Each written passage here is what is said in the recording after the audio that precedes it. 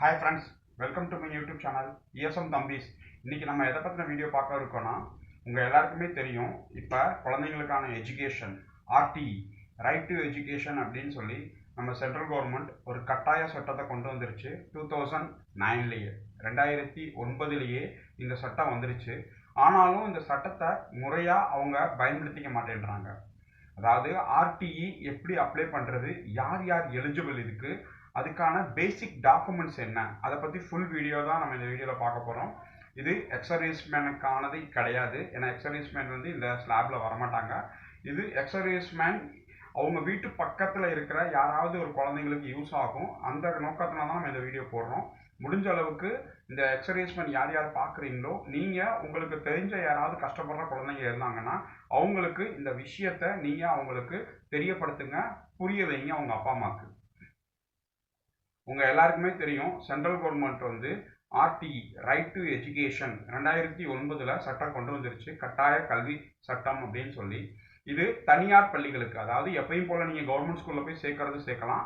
இப்போ உங்கள் வீட்டு பக்கத்துலேயே கவர்மெண்ட் ஸ்கூல் இல்லை, ஆனால் ப்ரைவேட் ஸ்கூல் இருக்குது அப்படின்னா, அந்த ப்ரைவேட் ஸ்கூலில் மற்ற பசங்களுக்கு ஃபீஸ் கொஞ்சம் அதிகமாக இருக்கும். இந்த RTE மூலமாக நீங்கள் உள்ள உங்கள் குழந்தைய சேர்த்தீங்க அப்படின்னீங்கன்னா ஃபீஸ் உங்களுக்கு கொஞ்சம் குறைவாக இருக்கும். அதாவது கவர்மெண்ட் என்ன நிர்ணயிச்சிருக்காங்களோ அந்த ஃபீஸ் தான் வாங்கணும் அப்படின்னு சொல்லி அவங்களுக்கு பள்ளி கல்வித்துறையிலேருந்து கிளியராக இன்ஸ்ட்ரக்ஷன் இருக்குது. RTEலேயே அது எவ்வளோ அமௌண்ட் அப்படின்னு சொல்லி கிளியராக மென்ஷன் பண்ணிடுவாங்க. அந்த அமௌண்ட் மட்டும்தான் நீங்கள் கட்டினாலே உங்கள் வீட்டுக்கு நியர்பை, உங்கள் வீட்டுக்கு பக்கத்தில் இருக்க ப்ரைவேட் ஸ்கூல், தனியார் சுய உதவி பள்ளியிலையும் உங்கள் குழந்தைய நீங்கள் படிக்க வைக்கலாம். அது எப்படி அப்படின்னு சொல்லி நான் அந்த வீடியோவில் முழுசாக சொல்கிறேன். எப்படி அப்ளை பண்ணுறதுன்னு சொல்கிறேன், யார் யார் எலிஜிபிள் அப்படின்னு சொல்கிறேன். நீங்கள் ஃபுல்லாக தெரிஞ்சுக்கோங்க. இப்போ இதில் பேசிக் கான்செப்ட் இதுதான். இதுக்கு பேசிக் டாக்குமெண்ட் பார்த்தீங்கன்னா, குழந்தைங்களோட பர்த் சர்டிஃபிகேட், அவங்களோட ரேஷன் கார்டு, அவங்களோட ஆதார் கார்டு, அவங்களோட ஃபோட்டோ, அதுக்கடுத்து அவங்களோட ஜாதி சான்றிதழ் இருந்தால் ஜாதி சான்றிதழ், அப்படி இல்லைன்னா அதுக்கடுத்து நேட்டிவிட்டி சர்டிஃபிகேட், அதுக்கடுத்து அப்பா அம்மாவோட இன்கம் சர்டிஃபிகேட். 2 லட்சம் ரூபாய்க்கு குறைஞ்சிருக்கணும் ஆண்டு வருமானம். அதாவது அவங்க குடும்ப வருமானம் 2 லட்சத்துக்கு குறைவாக இருக்கணும். அதுக்கான டாக்குமெண்ட்ஸ் உங்ககிட்ட இருக்கணும். இந்த மாதிரி டாக்குமெண்ட்ஸ்லாம் வச்சுக்கோங்க. ஒரு மொபைல் நம்பர், ஒரு இமெயில் ஐடி. நீங்கள் இதை எப்படி அப்ளை பண்ணுறதை நான் இப்போ காட்டுவேன் உங்களுக்கு. இதுக்கு முன்னாடி எந்த டேட்லேருந்து எந்த டேட் வரைக்கும் இது அப்ளை பண்ணுறதுக்கான பேசிக் டேட்ஸ் என்ன அப்படின்னு நான் சொல்லிடுறேன். இப்போ பேசிக் டேட்ஸ் உங்களுக்கு இந்த மாதம் 22 ஏப்ரல்லேருந்து ஸ்டார்ட் ஆயிடுச்சு. 22 ஏப்ரல்லேருந்து ஸ்டார்ட் ஆயிடுச்சு. முடிகிறது 20 மே. அதாவது 22 ஏப்ரல்லேருந்து ஸ்டார்ட் ஆயிடுச்சு. முடிகிறது லாஸ்ட் டேட் 20 மே வரைக்கும் இருக்குது. இதுக்கான வெப்சைட் rte.tnschools.gov.in.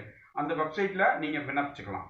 இப்போ இது விண்ணப்பிக்கிறது எல்கேஜிலையும் விண்ணப்பிக்கலாம், இல்லை ஃபஸ்ட் ஸ்டாண்டர்ட்லையும் விண்ணப்பிக்கலாம். இப்போ எல்கேஜியில் போட்டிங்க, அதாவது எல்கேஜி யூகேஜி RTEயில் உள்ள சேர்க்குறீங்க அப்படின்னீங்கன்னா அவங்களோட வயசு, அந்த குழந்தையோட வயசு 1/8/2020 இருந்து 31/7/2021 இருக்கணும் எல்கேஜிக்கு.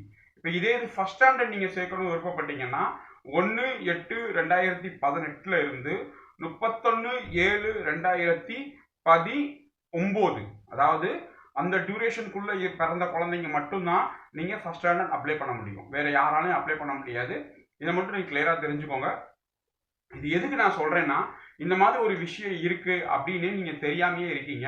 தெரிஞ்சிருந்தும் இது நம்ம கவனிக்காமல் இருக்கோம், செய்யாமல் இருக்கோம். இப்போ நீங்கள் இதில் அப்ளை பண்ணிட்டீங்கன்னா அவங்க என்ன பண்ணுவாங்கன்னா, உங்களோட எலிஜிபிலிட்டி பார்த்து ஃபுல்லாக இதை அவங்க செக் பண்ணிவிட்டு உங்களுக்கு இந்த ஸ்கூலில் சீட் இருக்கா இல்லையா, இல்லை அந்த ஸ்கூல் 25% ஒதுக்கணும் RTEக்கு. அப்படி ஒதுக்கி இருக்கும்போது எத்தனை குழந்தை அப்ளை பண்ணியிருக்குன்னு பார்ப்பாங்க. அந்த குழந்தையிலேருந்து அதிகமாக வந்துச்சுன்னா அதில் குழுக்கள் முறை தேர்ந்து அந்த ரிசல்ட் எல்லாமே மே மாதம், அதாவது அப்ளை பண்ண டேட்லேருந்து 4 நாள் கழித்து யார் எலிஜிபிள்னு சொல்லி அந்தந்த ஸ்கூலில் நோட்டீஸ் போர்டோடு வச்சுருவாங்க. ப்ளஸ் அவங்க கொடுத்துருக்க அந்த இமெயில் ஐடி, மொபைல் நம்பரில் டிஜிட்டல் வாயிலாகவும் உங்களுக்கு தெரிவிச்சிருவாங்க. அதாவது மெசேஜாகவோ இல்லை இமெயிலாகவோ உங்களுக்கு கன்வே பண்ணிடுவாங்க, உங்கள் குழந்தைக்கு RTEயில் இந்த ஸ்கூலுக்கு இடம் கிடச்சிருக்கு, நீங்கள் ஜாயின் பண்ணிக்கோங்க அப்படின்னு சொல்லி. இது ரொம்ப பேருக்கு தெரியாமல் இருக்குது. தெரிய வைக்கிறது என்னோட நோக்கம். தெரிய வச்சுருங்க.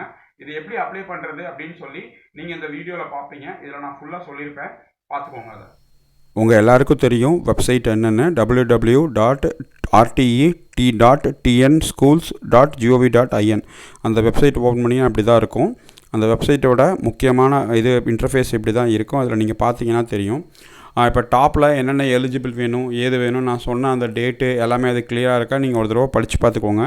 பார்த்ததுக்கப்புறம் அந்த இது மொபைல்லையும் அப்ளை பண்ணிக்கலாம், சிஸ்டத்துலேயும் அப்ளை பண்ணிக்கலாம், ஒன்றும் பிரச்சனை கிடையாது. இப்போ நான் மொபைலில் எப்படி அப்படின்னு சொல்லி காட்டுறேன். அதில் டாப்பில் பார்த்தீங்கன்னா ஸ்கூல்ஸ் அப்படின்னு இருக்குல்ல, அதை கிளிக் பண்ணிங்கன்னா தமிழ்நாட்டில் எத்தனை டிஸ்ட்ரிக் வைஸ் எத்தனை ஸ்கூல்ஸ் இருக்குது அப்படிங்கிற லிஸ்ட்டு வந்துடும். இப்போ நீங்கள் எந்த டிஸ்ட்ரிக்கோ அந்த டிஸ்ட்ரிக்கை நீங்கள் கிளிக் பண்ணுங்கள். அந்த டிஸ்ட்ரிக்கை கிளிக் பண்ணிங்கன்னா அந்த ஸ்கூல்ஸோட கோடு ஒன்று இருக்கும். அந்த கோடு, அந்த ஸ்கூல் பேர், அந்த ஸ்கூல் என்ன ஸ்கூல், கோ எஜுகேஷனாக என்ன, நீங்கள் என்ன கிளாஸ் என்ட்ரி பண்ணுறது, எல்கேஜியில் இருந்தால் ஃபஸ்ட் ஸ்டாண்டர்டில் இருந்தால் இந்த மாதிரி விஷயங்கள்லாம் அதில் இருக்கும்.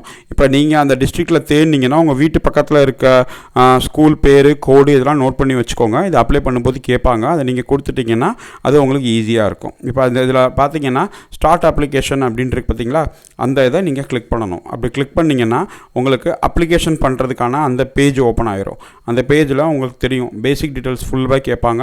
இது வந்து 5 ஸ்டெப்பில் ஃபுல்ஃபில் ஆகும். அது உங்களுக்கு கிளியராக இருக்குது பாருங்கள். அந்த 5 ஸ்டெப்பு நீங்கள் ஃபுல்ஃபில் ஆகி சப்மிட் கொடுத்துட்டிங்கன்னா உங்களுக்கு அந்த அப்ளிகேஷன், ஆர்டிஏ அப்ளிகேஷன் சப்மிட் ஆகிரும். ஒன்றும் பெரிய வேலை கிடையாது, பேசிக் டீட்டெயில்ஸ் தான். இதை வச்சு நீங்கள் பண்ணிடுங்க. உங்கள் குழந்தைங்களுக்கான ஃப்யூச்சரை நீங்கள் உருவாக்கி கொடுங்க. Thank you very much.